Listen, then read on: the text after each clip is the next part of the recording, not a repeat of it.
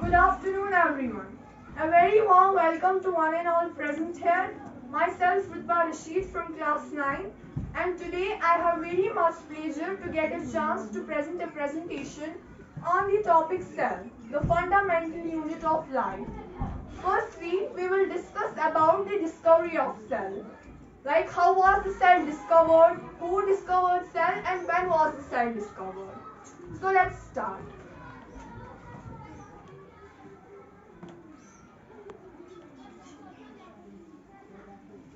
In 1665,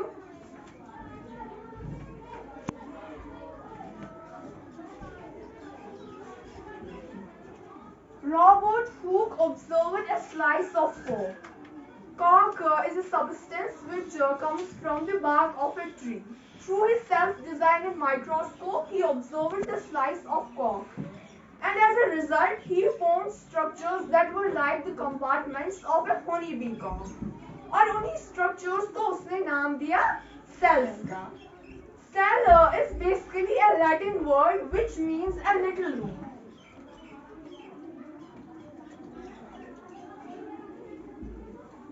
cell जो है ये एक लैटिन वर्ड है जिसकी मीनिंग ए लिटिल रूम है. ए लिटिल रूम क्यों है? क्योंकि एक सेल जो होती है, जैसे एक रूम में बहुत सारी चीजें होती है, वैसे ही सेल के अंदर भी हमें बहुत सारी चीजें देखने को मिलती है. जैसे न्यूक्लियस है या बहुत सारी ऑर्गेनीज है, साइटोप्लाज्म है, ईआर है, गोल्गी अपैरेटस है, वैक्यूल्स है. सो दैट्स व्हाई इसे ए लिटिल रूम कहा जाता है. But the cell which was discovered by Robert Hooke, that was dead cell. That was not living cell. After that, Leeuwenhoek discovered living cells in pond water. Robert Hooke ने जो cells discover की थी वो dead cells थी, वो living cells नहीं थी. उसके बाद Leeuwenhoek ने जो है living cells को discover किया in pond water. ओके, तो अगर हम ऑर्गेनिज्म्स की बात करें on the basis of cell तो दो टाइप्स के आते हैं. एक होता है यूनिसेल्युलर ऑर्गेनिज्म और दूसरा होता है मल्टीसेल्युलर ऑर्गेनिज्म. यूनिसेल्युलर ऑर्गेनिज्म वो ऑर्गेनिज्म है जो सिर्फ एक सेल का बना होता है. Here I will give you an example. जैसे amoeba है. Amoeba is made up of only one cell. और multicellular में मैं आपको एग्जाम्पल दूंगी हम ह्यूमन बींग्स की. Because we humans are made up of trillions of cells. Okay? तो अब हम बात करते हैं सेल थ्योरी की. By the late 1830s, two scientists, I'm not sure but I guess one was botanist and second one was zoologist.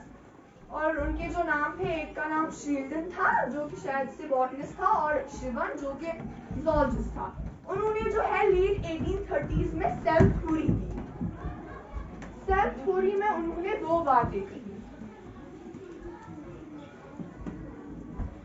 पहली बात जो उन्होंने कही वो थी all living organisms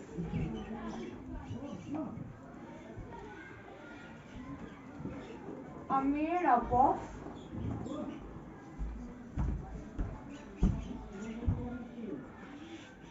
cells. कि जितने भी लिविंग ऑर्गेनिजम्स है, जो भी जानदार चीजें हैं वो सेल्स की बनी है, कंपोज्ड ऑफ वन और मोर देन वन सेल. और दूसरी बात जो उन्होंने कही वो थी cell is the basic unit of life.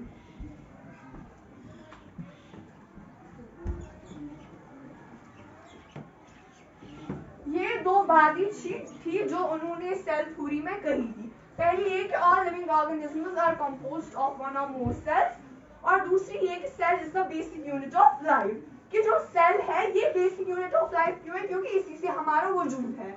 Sales है तो टिश्यूज बनते हैं, टिश्यूज है तो ऑर्गन्स बनते हैं, ऑर्गन्स है तो ऑर्गन सिस्टम बनता है, और एक ऑर्गन सिस्टम जब बनता है तो वो फॉर्म करते हैं एक ऑर्गेनिज्म को. उसके बाद Rudolf Virchow,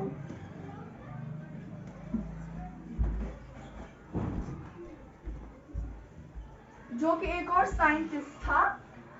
So Rudolf Virchow modified the cell theory and stated on the cellule cellula, which means new cells arise from the pre-existing cells by cell division. कि जो हमारी बॉडी में जो नई सेल्स बनती है, नई सेल्स फॉर्म होती है, वो प्री एग्जिस्टिंग सेल्स से आती है. प्री एग्जिस्टिंग सेल्स का मतलब है हमारी बॉडी में ऑलरेडी जो सेल्स प्रेजेंट होती है. जब सेल डिवीजन होता है, जब सेल डिवाइड होती है, तो नई सेल जो हमारी बॉडी में आती है वो उन्हीं पुरानी सेल्स प्री एग्जिस्टिंग सेल्स से आती है. ये बात कही रुडोल्फ विर्चो ने, जब उसने इस थ्योरी को मॉडिफाई किया. थ्योरी दी गई थी शील्डन एंड श्वान ने दी थी इन लेट 1830s. तो उन्होंने ये दो बातें कही थी. Now as we know that there are so many definitions about cell, but I will give you a simple and a easy definition, that is the cell is the fundamental and structural unit of life.